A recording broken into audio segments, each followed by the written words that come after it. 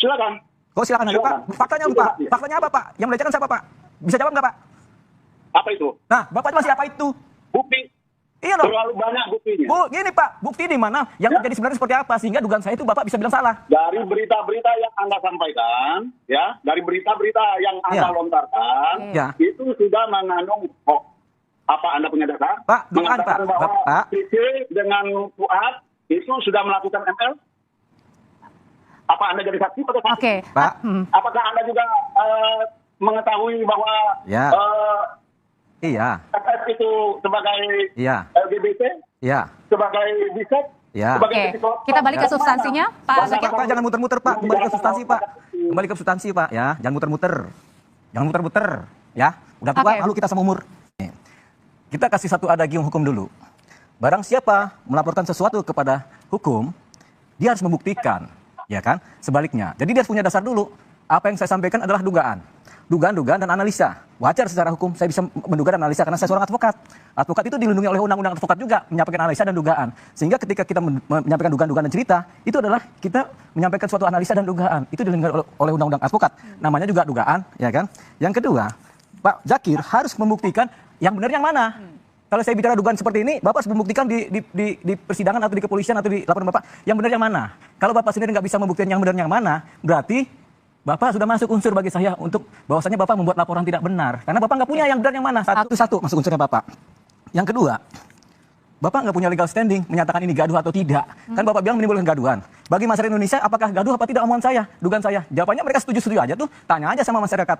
Jadi, yang disebut gaduh adalah kalau masyarakat Indonesia kemudian jadi gaduh, jadi berantem. Ini kan tidak. Ya kan?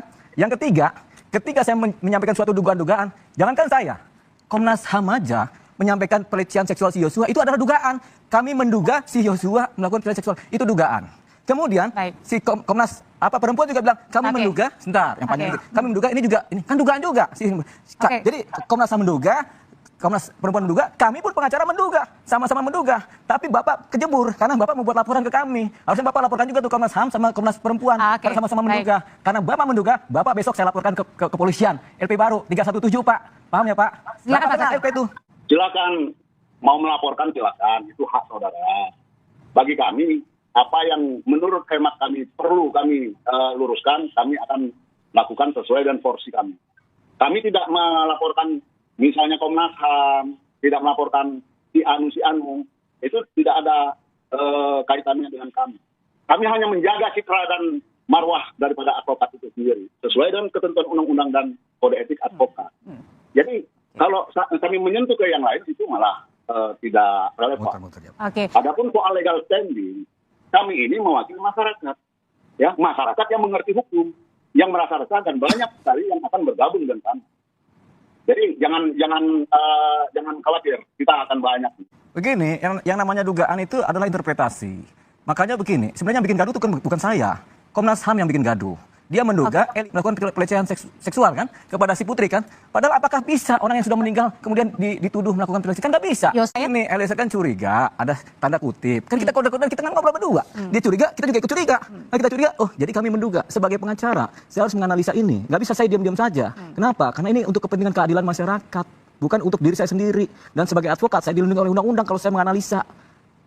Banyak orang menganalisa, nggak cuma saya, ada ribuan orang menganalisa macam-macam lagi. Di DPR, analisa lebih macam-macam. Duga-menduga. Saya juga duga-menduga. Tapi persoalannya adalah, Bapak sudah melaporkan saya. Suatu dugaan Bapak kan jadi pidana kan? Akhirnya saya lapor balik, Bapak kekunci Bapak kekunci. Ya kan? Bapak harus membuktikan yang benar yang mana. Yaitu pasal 317 memberikan laporan tidak benar. Karena Pak Zakir nggak bisa tahu yang benar yang mana dari cipta ini. Karena Pak Zakir tahu, oh sebenarnya nggak melecehkan karena memang faktanya tidak melecehkan.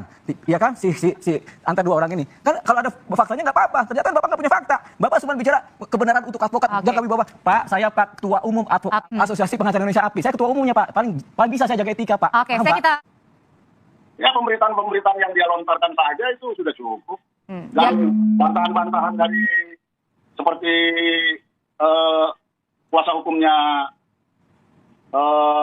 Baradae yang baru juga menjelaskan bahwa nggak pernah cerita. Saya kan kalau ngobrol kan apa adanya, ya kan. Kalau saya nggak tahu, saya nggak tahu gitu kan. Nah, pertanyaan ini saya bilang saya nggak tahu Mbak. Gitu lagi, saya nggak tahu di belakangnya ada apa gitu kan. Ya kita kan nggak mau menduga-duga, makanya saya selalu apa adanya. Apa yang saya dengar, saya rekam. Apa yang ini. Kalau memang cerita pertanyaan itu, ya memang saya nggak tahu apa di balik itu. Ya kan? Baik-baik saja. Saya juga sama Pak Zakir sebenarnya baik-baik aja. Pak Zakir lebih tua dari saya kali kan, makanya saya hormat Pak Zakir. Mohon maaf ya kalau udah salah kan.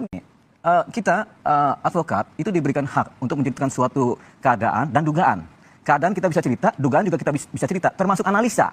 Begitu. Jadi kalau ada kalau bicaranya soal dugaan, boleh saya bicara dulu Pak, jangan dipotong. Pak, itu kami tidak akan maju. Pak, boleh saya bicara Pak, jangan dipotong. Oke, silakan satu-satu. Ya kan saya lagi bicara, Bapak bicara juga kan nggak saya potong Pak. Gimana sih Pak pengacara senior ini? Oke, Ya silakan. lupa lagi saya mau ngomong apa nih, udah nggak jadi deh. Lupa saya mau ngomong apa. Pak, saya ini cuma bicara di satu media TV. Saya cerita dugaan-dugaan itu dan saksinya juga presenter juga dengar saya dugaan-dugaan itu. Kalau kemudian dia berentet-entet menjadi suatu ini kan bukan urusan saya. Saya kan cuma menduga. Bapak dengerin dong pernyataan saya pertama di suatu TV. Itu pertama kali saya nyampaikan itu. Saya menduga, saya curiga, saya menduga, saya menganalisa. Itu kan cerita saya di TV. Ketika masuk kepada TikTok, kepada medsos, itu udah kerjaan mereka bukan kerjaan saya. Wong saya, kenapa mereka potong kata dugaan saya? Bapak kan kemakan sama TikTok. Itu kan menyebutkan. Padahal tidak. Bapak lihat di TV pertama kali kan saya cuma bicara satu TV nggak kemana-mana. Di TV itu saya bicara saya curiga, saya menduga, saya menganalisa, kan begitu. Itu ada pertama katanya udah dugaan. Makanya banyak juga media bilang itu dugaan, kan begitu kan. Tapi ada beberapa media juga langsung motong. Namanya juga media massa. Oke.